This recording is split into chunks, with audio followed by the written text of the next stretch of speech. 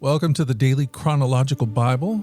My name's Hunter, and we are reading through the Bible in chronological order as a single story.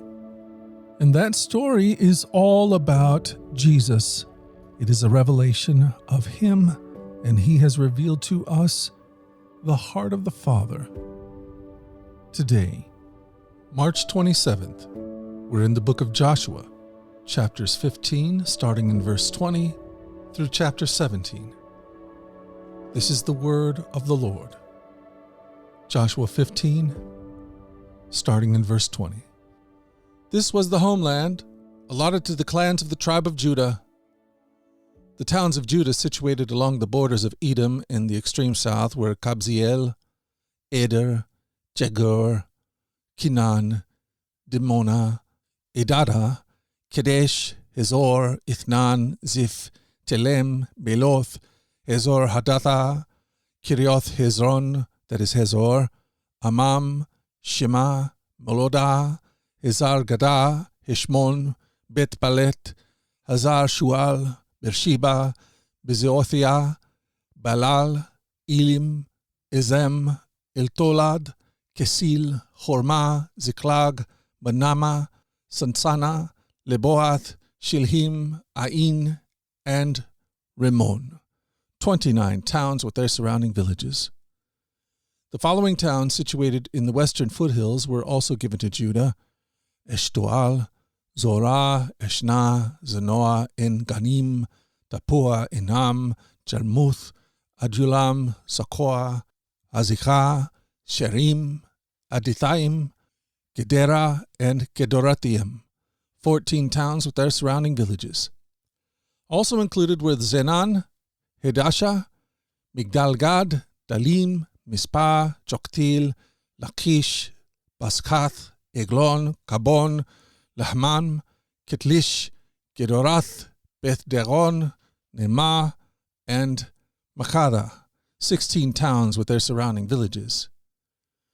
Besides these, there were Libnah, Eter, Eshan, Iftah, Ashna, Nezib, Keliah, Achzib, and Mareshah, 9 towns with their surrounding villages. The territory of the tribe of Judah also included Ekron and its surrounding settlements and villages. From Ekron, the boundary extended west and included the towns near Ashdod with their surrounding villages. It also included Ashdod with its surrounding settlements and villages, and Gaza with its settlements and villages, as far as the brook of Egypt and along the coast of the Mediterranean Sea. Judah also received the following towns in the hill country: Shamir, Jatir, Sochah, Danah, Kiriath Sanah, that is the Beer, Anhab, Ishtomah, Anim, Goshen, Holon, and Gilo, 11 towns with their surrounding villages. Also included were the towns of Arab, Dumah, Isham, Janim, Bet Tupah, Ifakah, Humatah, Kiriath Araba, that is Hebron, and Zior, 9 towns with their surrounding villages. Besides these, there were Maon, Carmel, Ziph, Jutua, Jakril, Jokdim, Zanoah, Cain, Gibeah, and Timnah, 10 towns with their surrounding villages. In addition, there were Haluhol, Beth Zur, Gedor, Marath, Beth Anoth, and Eltekon, 6 towns with their surrounding villages. There was also Kiriath Be'al, that is Kiriath Jearim, and Rabbah, 2 towns with their surrounding villages. In the wilderness, there were the towns of Beth Araba, Medim, Suchah, Nibshan, the city of Salt, and En-Gedi, 6 towns with their surrounding villages. But the tribe of Judah could not drive out the Jebusites who lived in the city of Jerusalem. So the Jebusites lived there among the people of Judah to this day. Joshua 16. The allotment for the descendants of Joseph extended from the Jordan River, near Jericho, east of the springs of Jericho, through the wilderness, and into the hill country of Bethel. From Bethel, that is Luz, it ran over to Atorath in the territory of the Archites. Then it descended westward to the territory of the Japhalites, as far as lower Beth Horon, then to Gezer and over to the Mediterranean Sea. This was the homeland allocated to the families of Joseph's sons, Manasseh and Ephraim. The following territories were given to the clans of the tribe of Ephraim. The boundary of their homeland began at Atorath Adar in the east. From there it ran to Upper Beth Horon, then on to the Mediterranean Sea. From Mikmethath to the north, the boundary carved eastward past Tanath Shiloh to the east of Genoa. From Genoa it turned southward to Atorath and Nerah, touched Jericho, and ended at the Jordan River. From Tapur the boundary extended westward, following the Kana ravine to the Mediterranean Sea. This is the homeland allocated to the clans of the tribe of Ephraim. In addition, some towns with their surrounding villages in the territory allocated to the half-tribe of Manasseh were set aside for the tribe of Ephraim. They did not drive the Canaanites out of Gezer, however, so the people of Gezer lived as slaves among the people of Ephraim to this day. Joshua 17. The next allotment of land was given to the half-tribe of Manasseh, the descendants of Joseph's older son. Machir, the firstborn of Manasseh, was the father of Gilead. Because his descendants were experienced soldiers, the regions of Gilead and Bashan on the east side of the Jordan had already been given to them. So the allotment on the west side of the Jordan was for the remaining families within the clans of the tribe of Manasseh: Abiezer, Helek, Asriel, Shechem, Hefer, and Shemida. These clans represented the male descendants of Manasseh, son of Joseph. However, Zelophehad, a descendant of Hefer, son of Gilead, son of Machir, son of Manasseh, had no sons. He had only daughters, whose names were Mahalah, Noah, Hoglah, Milcah, and Tirzah.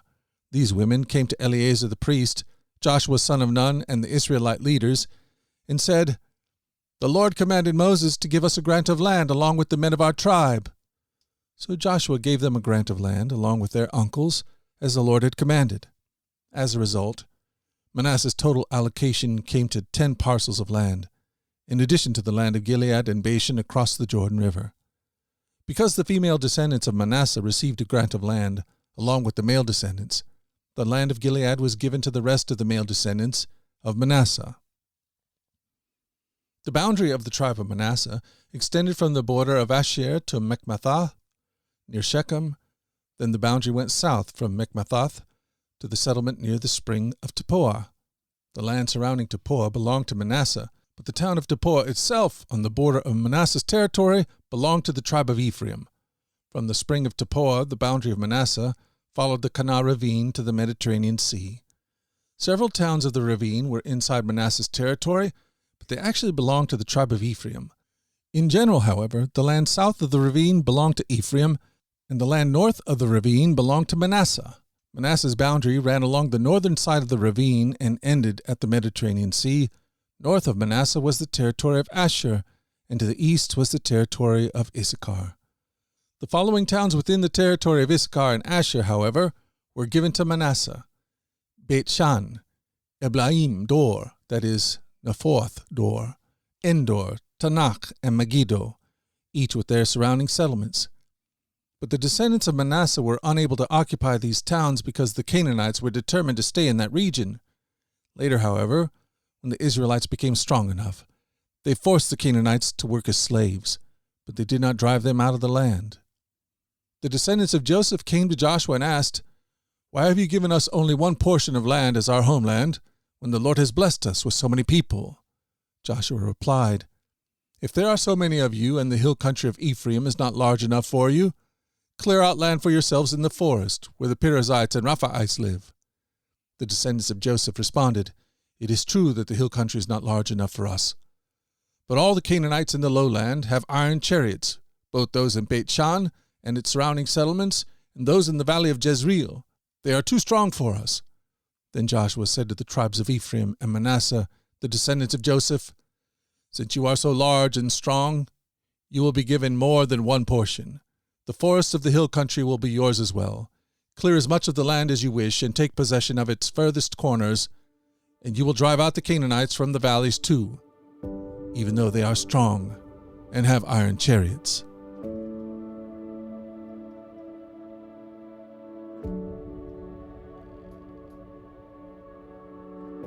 Thank you for joining us at the Daily Chronological Bible. You can find out more about our other podcasts at dailyradiobible.com, where people from all around the world come to join us in this journey through the Scriptures, where we allow the Scriptures to point us to the God who is love, the God revealed to us fully in Jesus. Again, that website is dailyradiobible.com. Until tomorrow, let's go forward in God's joy. Let's let His joy be our strength. And let us always remember this, that you are loved.